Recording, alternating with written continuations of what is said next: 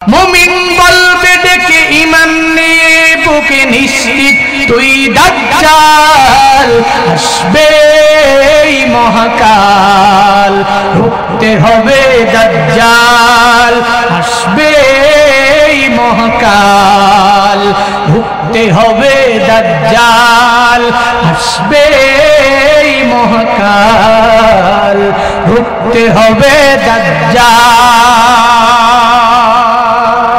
তুমি আমাকে এমন বানাও যে আমার চোখে তুমি আমারে ছোট বানায়া দাও, ফি আইনি সগীরা ওয়া ফি আয়ুনিন নাসি কাবীরা। আমার চোখে তুমি আমারে এমন বানাও যে আমি ছোট ছোট ছোট, আমার মতো ছোট কেউ নাই। ওয়া ফি আয়ুনিন নাসি কাবীরা, আর মানুষের চোখে তুমি আমারে যত বড় বানানোর বড় বানায়া দাও। মানুষ আমাকে বড় বলবে, আমি নিজেরে বড় বলার কোনো দরকার নাই।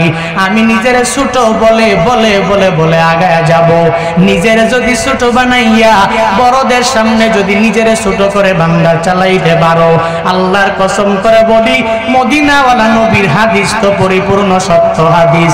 নবী বলে গেলেন, মান তাওয়াযা লিল্লাহি রাফাহুল্লাহ, আমার যে উম্মতেরা আল্লাহর জন্য বিনয়ী হয়ে যাবে, আল্লাহ তার মায়া করে ছোট রাখবে না, বরং বড় বানায়া দিবে। আল্লাহর হাতেই তো পূর্ণাঙ্গ বড় আর ছোট বানানোর ক্ষমতা। সব পাওয়ার আর ক্ষমতা আমার মাওলার হাতে। বান্দা তুই বড় হতে চাও তো আল্লাহ তোমারে বড় বানাইতে পারবে। বলে হ্যাঁ ছোট হয়ে যাবা, তাও আবার মাওলাই ছোট বানায় দিবে। আত্মিক যদি গুনাহগুলো বান্দা করো, মানে অহংকার যদি লালন করো, হিংসা যদি লালন করে আগায়া যাও, তাহলে আগে বড় ছিলা, আল্লাহ মায়া করে আর বড় বানাবে না। দিন দিন দিন দিন অনেক ছোট হয়ে যাওয়া লাগবে।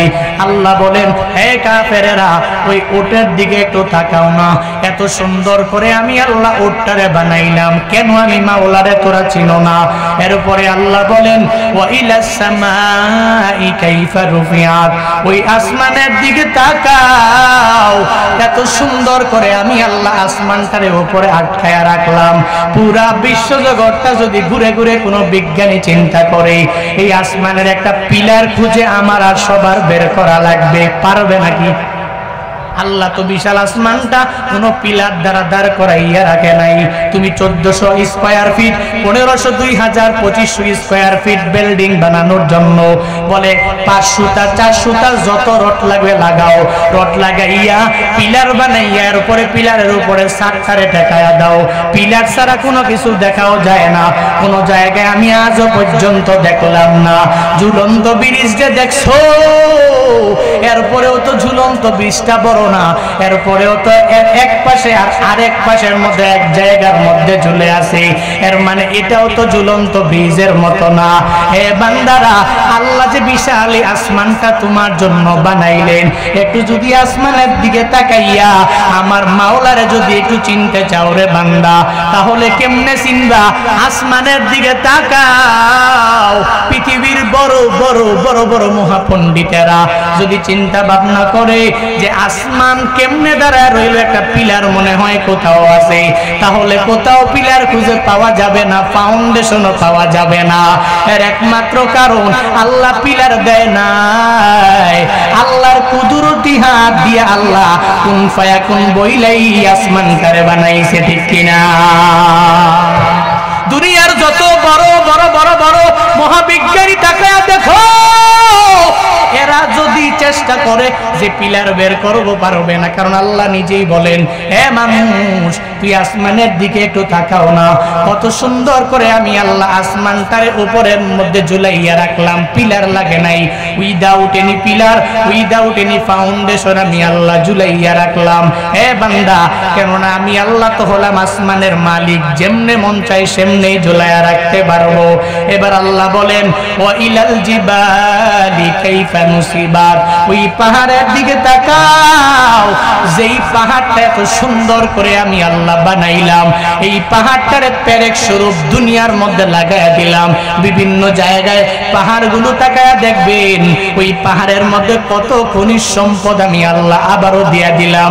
এই যে গত বছরের আগের বছরে সিলেটে যাওয়ার পরে অনেকেই সিলেটের যারা এই বিষয়টা জানবেন, আবার যারা পাহাড়ের মধ্যে দেখছেন আপনারাও জানবেন। এই যে পাহাড়ের মধ্যে গেলে আমার একজন বলল, হুজুর মেসের কাঠি একটা নিয়ে আনেন, একটু মেসের কাঠি জ্বালাইয়া ওই যে পাহাড়ের উপরে ওই জায়গায় ছড়ে মারেন। মারতে দেরি ওখান থেকে কেন যেন আগুন উপরে চলে আসলো। আমি বললাম এখানে আগুন কেন? বলে হুজুর ওই জায়গার মধ্যে গ্যাস, এটা আল্লাহ প্রদত্ত গ্যাস আল্লাহ পাহাড়ের মধ্যে দিয়ে দিলেন। আল্লাহ বলেন, হে গোলামেরা, এই পাহাড়ের মধ্যে খনিজ সম্পদ তো এটা আমি আল্লাহ নিজেই দিয়ে দিলাম। শুধু তাই না, সৌদি আরবের বড় বড় পাহাড়ের মধ্যে তাকায়া দেখো আল্লাহ কত গোল্ড দিয়া দিলেন, স্বর্ণ দিয়া দিলেন। এ মানুষ, এরপরেও পাহাড়ের দিকে তাকাইয়া আমি আল্লাহ কেন তুই চিনতে পারো না? আমি আল্লাহ তো উট বানাইলাম, আমি আল্লাহ তো আসমান বানাইলাম, জিবাল পাহাড় বানাইলাম। এবার আল্লাহ বলেন, ওয়া ইলাল আরদি কাইফা সুতিহাত, এ বান্দা তুই জমিনের দিকে একটু তাকাও না, যেই জমিনটারে বিছানা স্বরূপ সুন্দর করে আমি আল্লাহ বিছাইয়া দিলাম। আল্লাহ অপর আয়াতে কি সুন্দর করে জানায়া দিলেন, আল্লাযী জাআলা লাকুমুল আরদা ফিরাশা ওয়াস সামাআ বিনাআ। আমি আল্লাহর পরিচয় তুই জানো?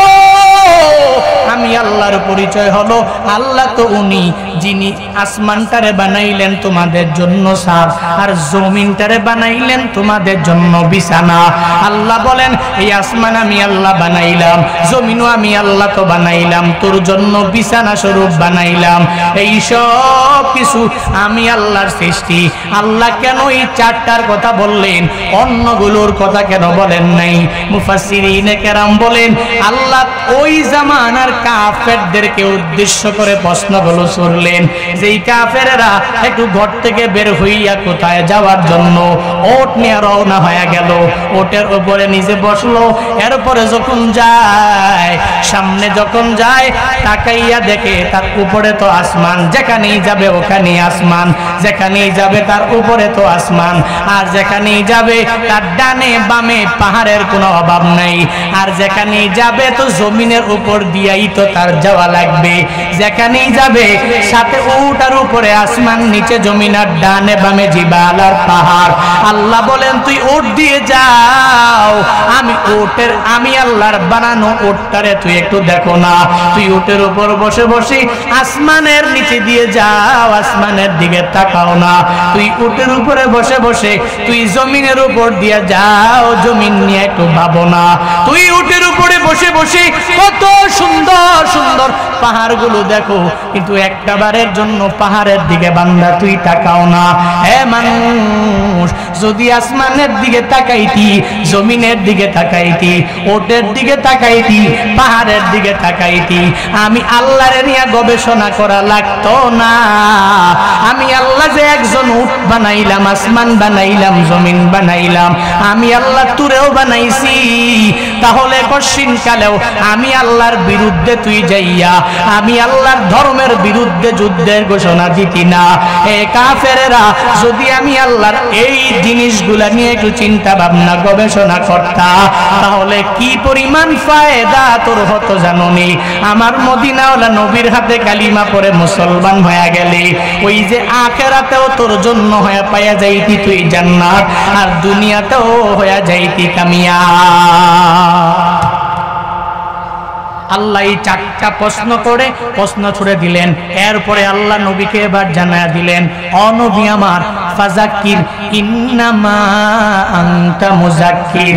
হে নবী, আপনি উপদেশদাতা, শুধু উপদেশ দেওয়ার ক্ষমতা আপনার, হিদায়াত তো আপনি দিতে পারবেন না, কারণ হিদায়াত নবী দিতে পারবে না।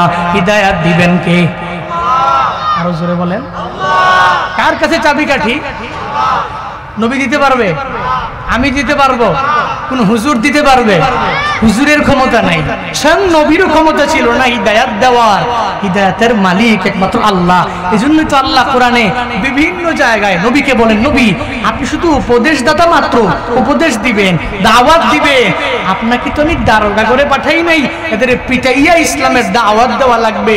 লাস্তা আলাইহিম বিমুসাইতির, আমি আপনাকে বানাই নাই, দারোগার কাজে লাগাই নাই, এদের সাথে মারামারি করে কাটাকাটি করে এরপরে ইসলামের দাওয়াত দেওয়া লাগবে। তবে হ্যাঁ, যখনই কাফের মুশরিক বেঈমানরা আপনাকে আক্রান্ত করে ফেলবে, আক্রান্ত হলে পরে এরপরে আপনি আক্রমণ করতে পারবেন, কোনো অসুবিধা।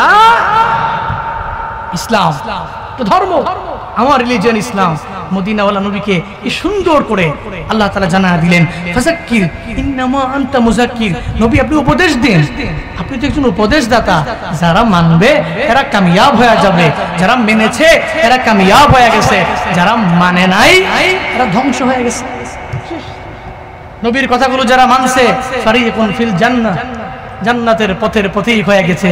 আর যারা মানে নাই ফারিকুন ফিস সাঈদ, জাহান্নামের পথের প্রতীক হয়েছে, জান্নাতের পথের প্রতীক হয়েছে যারা।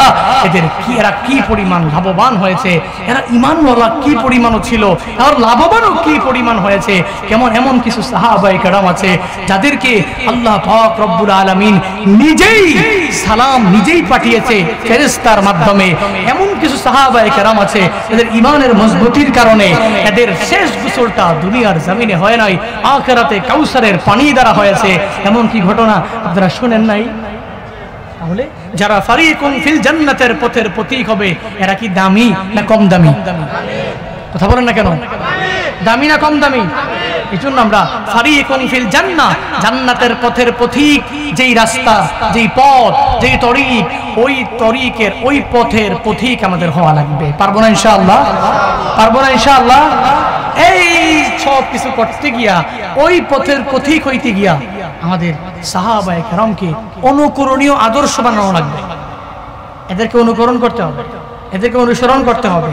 এদের সমাজ ব্যবস্থা, এদের পরিবার ব্যবস্থা, এদের রাষ্ট্র ব্যবস্থা, এদের ব্যক্তিগত জীবন, সামাজিক জীবন, রাষ্ট্রীয় জীবন, প্রত্যেকটা শুরু থেকে নিয়ে শেষ পর্যন্ত এদেরকে যদি আমি আমার নিজের চলার পথে অনুকরণীয় আদর্শ বানাতে পারি, আল্লাহর কসম করে বলতে পারি, তাহলে এরাই আমার জন্য হবে এক অনুকরণীয় আদর্শ। এদের পথ জান্নাতের পথ, আমার পথ হবে জান্নাতের পথ। এজন্য সাহাবায়ে কেরামদের ঈমানের পাওয়ারের কথা এমন কোন বান্দা নাই জানে না। সাহাবায়ে কেরামের যুগে হযরত ওমর ফারুক আযম রাদিয়াল্লাহু তাআলা আনহু ইসলামের দ্বিতীয় খলিফা।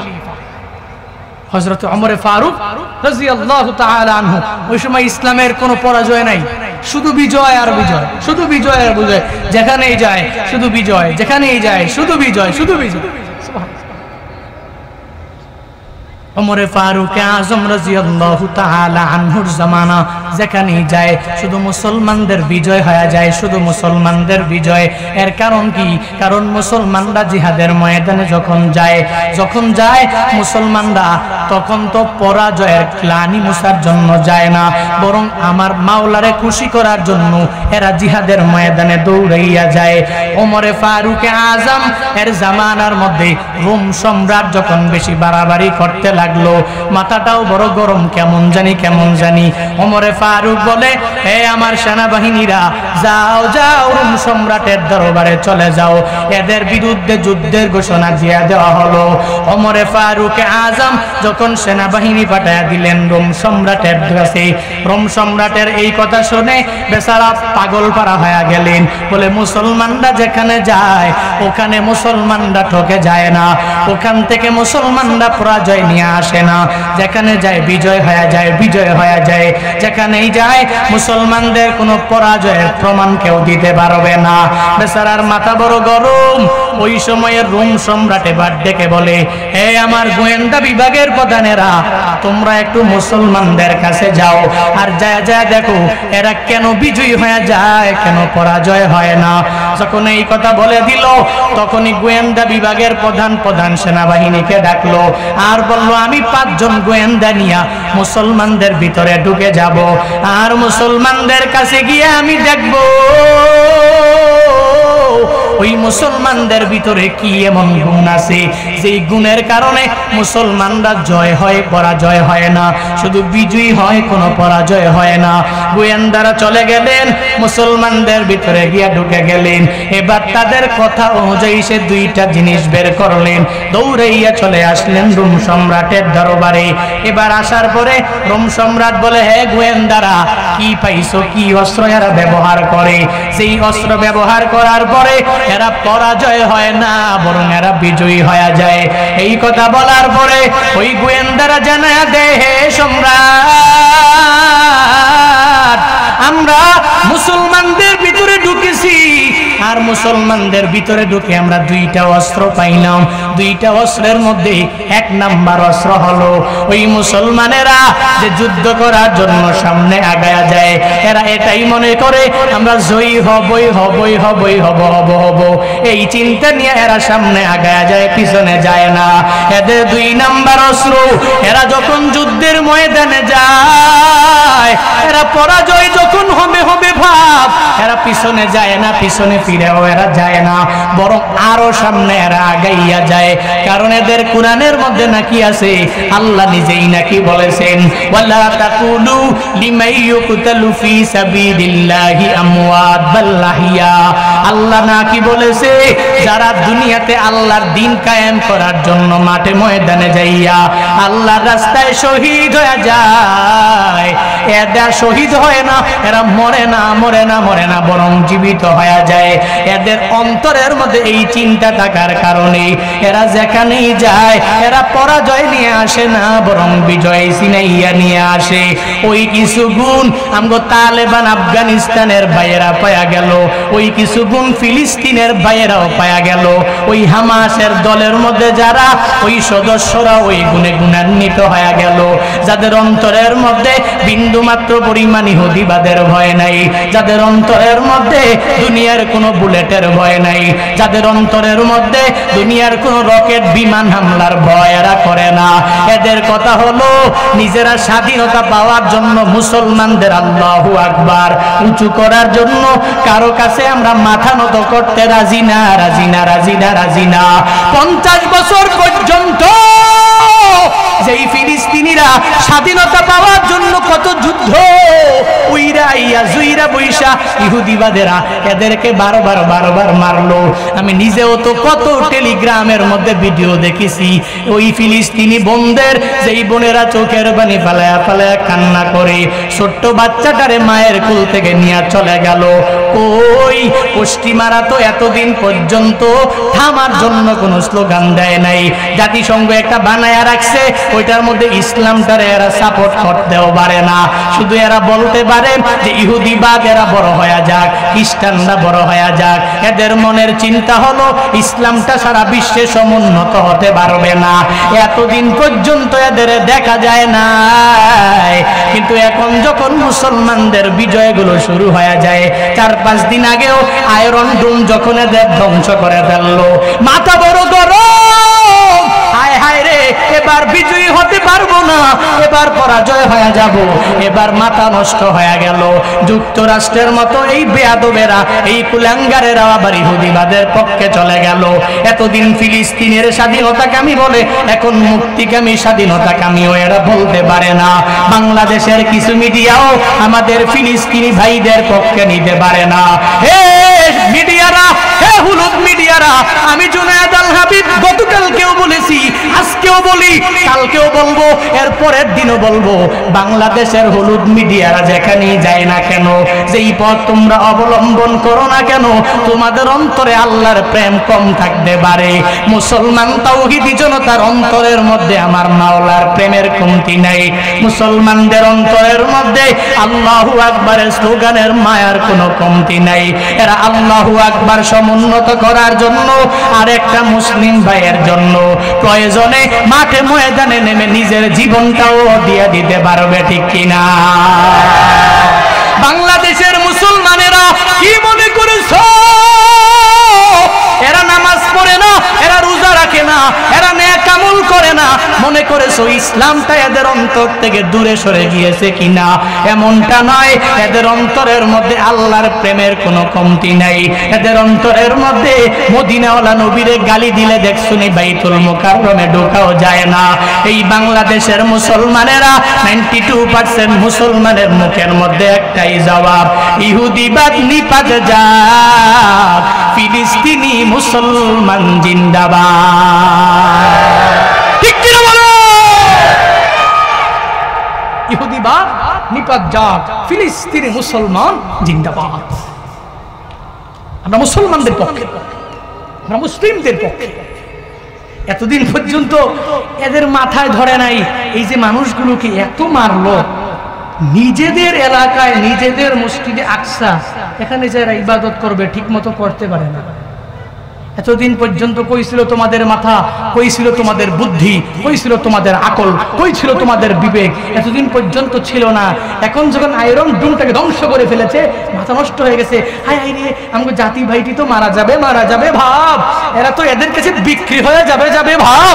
এখন মাথা নষ্ট হয়ে গেছে, এখন ওই কুকুরেরা এদের পক্ষ নেওয়া শুরু করেছে। ঠিক কিনা? আমরা মুসলমান, সারা বিশ্বের মুসলমান এক হওয়া লাগবে, এক হওয়া লাগবে।